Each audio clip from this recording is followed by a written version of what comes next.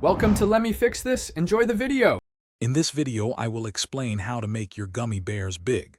To start, place your gummy bears in a bowl. Cover them with cold water, ensuring they are fully submerged. The colder temperature helps them absorb water without dissolving too quickly. Let them soak for several hours, checking periodically until they reach your desired size. This simple method is the foundation for giant gummies. To maximize their size, consider using distilled water, as it lacks minerals that can interfere with absorption. A tiny pinch of salt in the water can also help prevent the gummies from breaking down too much.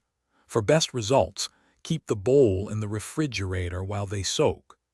This keeps the water cold and helps the gummies maintain their structure as they expand, leading to truly impressive results.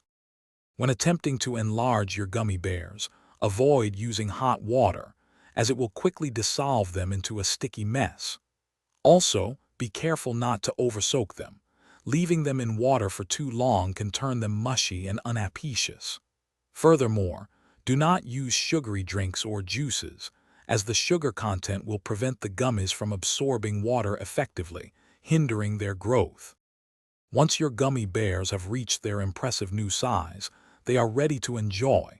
They make a fun, oversized treat for parties or just a unique snack.